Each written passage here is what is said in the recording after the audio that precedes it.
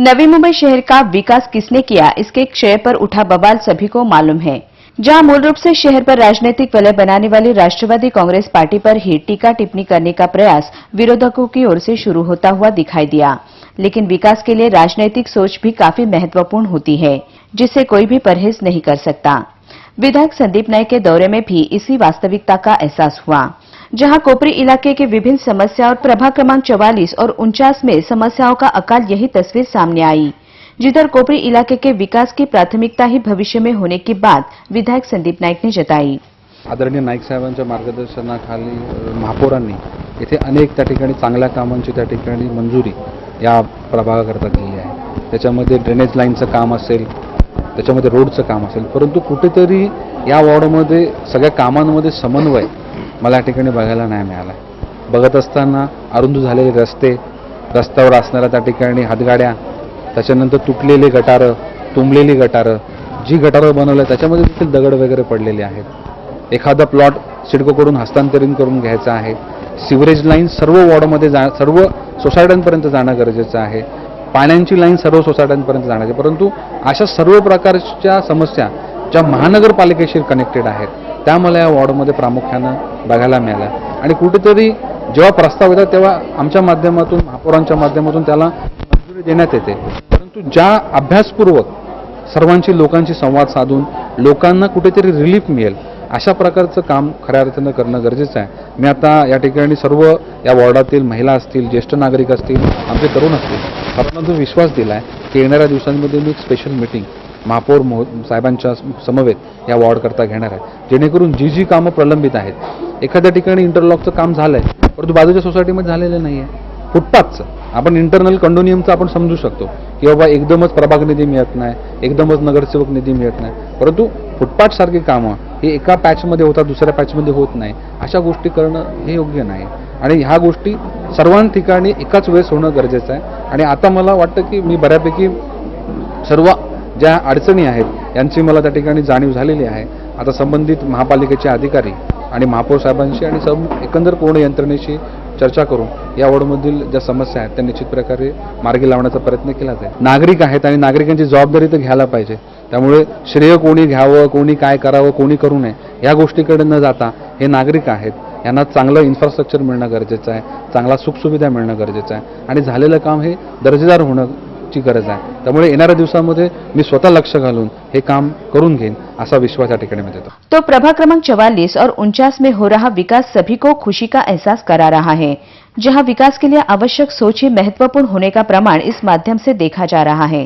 तो वार्ड क्रमांक 49 में समस्याओं का ना होना जितना महत्वपूर्ण था, अब वहां से अब आगे चलकर रोजगार समिति के माध्यम से बेरोजगारों की मुश्किलें हल करने का प्रयास भी किया जाएगा। यहाँ पे जिसको भी समझो बायोडाटा जमा करने हैं और जिनको सहभागी लेना है, सबके लिए हम लोगों ने ये चीज़ ओपन की है। मुंबई के नागरिकों को हमने अपील किया है कि अपने नवी मुंबई में रहने वाला जो 10th पास है, 10th फेल है, 12th पास है, 12th फेल है, ग्रेजुएट है, कौन सी भी फैकल्टी में ग्रेजुएट है, किसी ने समझो IT किया है, किसी ने इंजीनियरिंग किया है, सभी लोगों को उनके एजुकेशन के हिसाब से जॉब मिलने के लिए कंपनियों को कॉल इस जॉब फेयर में हमने किया है।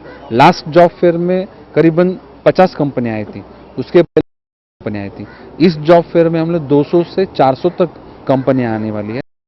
जिस क्षेत्र में नवी मुंबई के स्टूडेंट्स लोगों ने अपना एजुकेशन कंप्लीट किया है, ऐसे सभी कंपनियों को बुलाने का प्रयास इस समय हम लोगों ने किया है। और मुझे विश्वास है कि कम से कम 15 से 20 यहाँ पे युवक यहाँ पे इनरोल करेंगे और कम से कम 10,000 नवी रोजगार मिलने का इसमें प्रयास है। और अभी मोरे साहब को मैंने अपील किया है कि आप ज़्यादा से ज़्यादा लोगों में इस बात का अवेयरनेस आप बोलो कि जल्द से जल्द बायोडाटा आप जीवन धारा के माध्यम से आप जमा करें, तो हम एडवांस में जाके पास उसका इंटरव्यू कंडक्ट कर सकते हैं और जिस दिन ऑफर रहेगा उस दिन अपॉइंटमेंट लेटर देने का काम हम कर सकते हैं।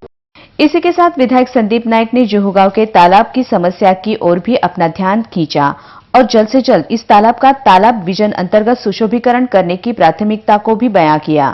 खूप वर्षापासून ह्या तलावाचं काम करणं याची मागणी ग्रामस्थांकडून होत होती। मध्ये अत्यंत चांगल्या प्रकारे त्या तलावाचं काम देखील नागरिकांच्या माध्यमातून तिथे कचरा फेकू म्हणून उंच अशा त्या ठिकाणी जाळ्या देखील लावण्यात परंतु दुर्भाग्यपूर्वक त्या ठिकाणी त्या जाळ्यांच्या कचरा टाकण्याचं काम नागरिकांच्या माध्यमातून अजाणतेपणे ठिकाणी होत आहे. आपलं तलाव हे आपल्यासाठीच आहे. तो जो स्वच्छ राहिला तर त्याचा आपलाच फायदा होणार आहे. हे कुठेतरी नागरिकांमध्ये याच्याबद्दलचा अवेअरनेस निर्माण करण्याची गरज आहे. आणि आज आपण बघतोय की अनेक म्हणजे नैसर्गिक असलेलं त्या ठिकाणी पाण्याच्या लाईन कुठेतरी ड्रेनेज देखील म्हणजे घराचं पाणी ज्या ठिकाणी जोडलेल्या आहेत न जोडलेल्या हे देखील पाणी त्या तलावामध्ये जाते. तलावामध्ये कपडे धुतले जातात. तर आता एकंदर ह्या तलावाची परिस्थिती अशी झाली की हा तलाव जर असाच राहिला तर त्या ठिकाणी ह्याच्यामुळे रोगराईचं प्रमाण या वॉर्डमध्ये या तलावाच्या बाजूच्या राहणाऱ्या लोकांच्या मध्ये वाढणार आहे. तर काही सोल्युशन त्याच्यामध्ये करता येईल. महापौर महोदय, पालकमंत्री महोदय, खासदार साहेब आणि आयुक्त महोदय आणि सिटी इंजिनियर आम्ही आता एकत्रित बैठक प्रभाकर भोई साहेबांच्या सोबत आम्ही करणार आहोत की अशा प्रकारे इतर कोणत्या ठिकाणी अशा घटना घडलेल्या आहेत की तलावाकरण केलं परंतु ते होऊन सुद्धा त्या ठिकाणी तलावाची स्थिती वाईट आहे. आणि मला नाही वाटत की पुन्हा काम काढलं तर काम पुन्हा निघेल परंतु पुन्हा परिस्थिती तशीच होईल. तर काहीतरी परमनंट सोल्युशन या तलावावर काढण्याची गरज आहे. कैमरामैन गोविंद सिंह पाल के साथ जैन कबराल की रिपोर्ट.